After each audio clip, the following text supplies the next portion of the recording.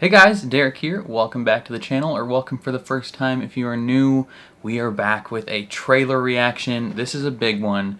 This is the first official teaser for The Last of Us Season 2. Since it is The Last of Us Day today, tons of stuff for The Last of Us is coming out, and they decided to grace us with the beauty and glory that is Season 2 trailer. Now, if you're unfamiliar, I reacted to all of Season 1 on the channel already, and I bawled my eyes out like a dumb little baby because The Last of Us games, Part 1 and Part 2, I kind of consider them one singular game, and I believe in my heart of hearts that it is my favorite game of all time. Favorite games of all time. Like, the story of those games are just so beautiful and heartbreaking and just really poignant, and it just hits super close to home, and it's wonderful. And I didn't know how they were going to do it justice in the show, and then they did, and it was incredible. And I'm curious about Season 2. I'm actually weirdly cautiously optimistic. There are some things in Season 2 that I know are going to hit people real hard. They're going to make a lot of people mad because they made a lot of people mad in the game. The only thing that I'm less high on, weirdly, is Bella Ramsey as Ellie. She was great in Season 1. I thought she was fantastic in Season 1. I don't know if they are going to be able to translate the time gap super well in the show, because in the game there is a clear, stark difference in appearance between Part 1 Ellie and Part 2 Ellie. Like, there's a 5-year gap. You can very clearly tell that that person has gone from like 14 to nearly 20. Like, it's a completely, basically a completely different person. From what I've seen, Bella Ramsey in Season 2 looks basically the same as she did in Season 1. Like, you can't really tell that there's been an age grow up for the character at all, from what I've seen. It may look different in the trailer, but from all the stuff that I've seen come out, she doesn't look that much older. Who knows, though? I guess we'll find out. That's the only thing that I'm, like, hesitant on going into Season 2. But I assume it's gonna be incredible either way. Like, who am I kidding? Anyways, that's enough yapping from me. We are gonna jump into the trailer. Before we do that, if you end up enjoying my reaction, please leave a like on the video. It means a lot to me. If you're new here, hit subscribe, ring the bell so you're notified when I upload. And then if you're interested in seeing full uncuts for anything I watch on the channel, including this show, consider supporting me on Patreon or joining YouTube memberships. You just sync up your own copy of the show and you can watch along with me. But other than that, let's jump into the first official teaser for The Last of Us Season 2. Catherine O'Hara. Oh, sorry. Future Days by Pearl Jam. Oh no. Ripped my heart in the first 10 seconds of the trailer. Surely lose myself. Let's try something different. Ugh, this is gonna hurt so bad. You can't heal something unless you're brave enough to say it out loud. Oh, the Take On Me scene. I'm so glad that's gonna be in the show. Say the thing you're afraid to say. Say it out Hey, loud, Jesse. what it is, no matter how bad.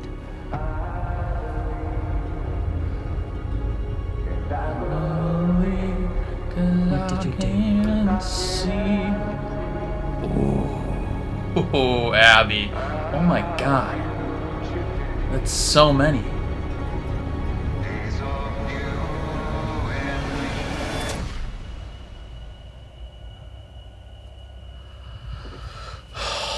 Ooh, the Seraphites.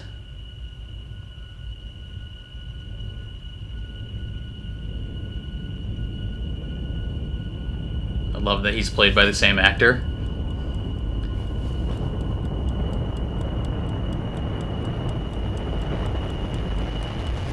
Holy crap. Oh, no. You and me.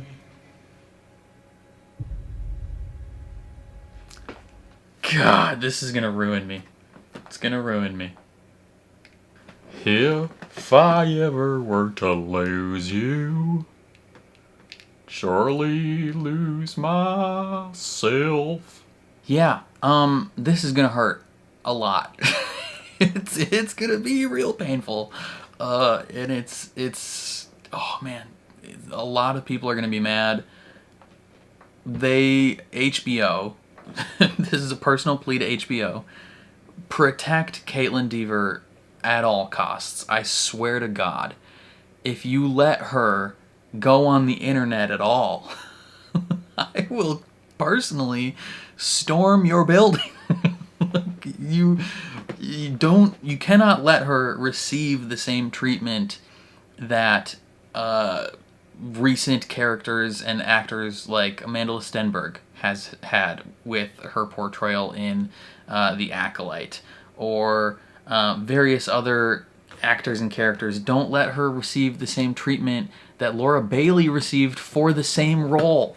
Like, oh my God, if you've watched, there's some behind the scenes like interview stuff with Laura Bailey where she talks about how she literally had death threats sent to her and her child because of her role in the second game and the character she played. If you don't know, she was the voice actress slash mocap actress for Abby. And people are the worst. And so, due to the events of the game, they reacted very negatively, just sent her the most horrible, vile things. So, HBO, I'm straight up begging, like, if they don't have some sort of system set up to protect this girl, it is malpractice and they should be sued. Like, it's legitimately insane. Like,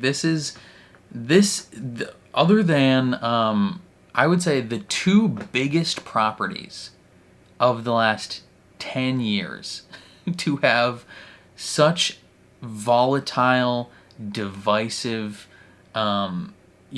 vitriolic responses to their, like, coming out. 1, The Last Jedi. 2, The Last of Us Part 2. Those are it. Those are like, it's like they're basically like, they flip-flop for 1 and 2, and then there is a large down to the earth gap of space, and then number 3 project comes in. But the two biggest projects, whether it be movies, TV shows, games, whatever, of the last 10 years to receive that kind of horrifying response is The Last of Us Part 2 and The Last Jedi. And so it is going to be absolutely paramount for HBO to have support systems set up and ready to go. And like, you have to have it so, like, this girl just never goes on the internet for the next, like, 3 years. It's gonna be incredibly rough. 2025, delete her Twitter, delete her Instagram. Don't allow her to subject herself to the things that are gonna come her way. Like, that is, like, irregardless of everything else, that is the number one priority. Is, this could legitimately ruin this girl's life if she goes on the internet. Like, that's the type of thing that will cause actors to spiral and, like, ruin their own lives because of the things they see about themselves. So don't let her, please. Now, setting that aside, everything else, oh my God. Like, oh, seeing these little moments from, or not even little moments, but big moments and little moments from the game translated to live action is gonna hit like a truck. I'm gonna have to rewatch that again, or rewatch like a breakdown or something from New Rockstars, just to, like, fully, like, just consume every little morsel of it, because It's gonna be beautiful, it's gonna be heartbreaking, and it's gonna ruin my life. Seeing like Jeffrey Wright back to play his role, seeing the Seraphites, seeing Pedro Pascal as Joel, teaching Ellie how to play the guitar, like, or promising at least playing her a song, and the song from the game. Oh my god. Well, I guess technically the song is not from the game. The song is from Pearl Jam. But it featured heavily in the game, and that is Future Days by Pearl Jam. I have that in my Spotify as like one of my rotational songs. It's beautiful. Another song that I also have in my Spotify that is equally beautiful is Ashley Johnson's take on the song Take On Me, which is actually in the game an optional thing. You don't even, like, it's not necessarily a thing that everyone encounters. You know, this is tiny light spoilers for the game, but while you're exploring Seattle with Dina, you can find a music store. You don't necessarily have to find the music store. A lot of people missed it. But if you do find this music store, you go upstairs, pick up a guitar. Ellie plays the song Take On Me while Dina just sits there and listens. And it is this beautiful, beautiful moment in the game that, like, it really goes a long way to connect Ellie's relationship with Joel to Ellie's relationship with Dina and her love of music in general, and where that came from in Joel, and it being one of her, like, main true connections to him. And it's something they call back multiple times in the story. And then when you bring in the end of the, oh my god, it's like, it's gonna be, oh my Jesus Christ. I'm already hurting just thinking about it. I have heard that they're gonna make part 2 seasons worth of show, so season 2 and season 3 of The Last of Us will cover this second game. So I'm curious how they're gonna break that up. I imagine they're gonna have to flesh out some stuff, flesh out some backstories of certain characters. Maybe we get, I would have to imagine we're gonna get a lot more fleshing out of Lev's character, because when we meet Lev in the game, he is, like, already, like, him and his sister Yara are already, like, separated from where they came from, and we kind of get a little bit of backstory from that. But it would be interesting to see, like, a whole episode dedicated to that. It'll be a hard episode to watch for sure. It'll be really difficult for a lot of people to watch, but that would be similar to Frank's episode 3 of last season. Like, that would be a tough episode to watch for a lot of people, but I think it would be really cool. Maybe more dedicated to the woman. They didn't show her picture in this, but they showed, like, the words on the wall, which is like, it's like "Feel Her Love" or something like that. And it's this woman that I think it was the Seraphites who, like, worship her, and she's got a whole like cult surrounding her, and it's not even like necessarily like a main piece of the story. It's just like side dressing.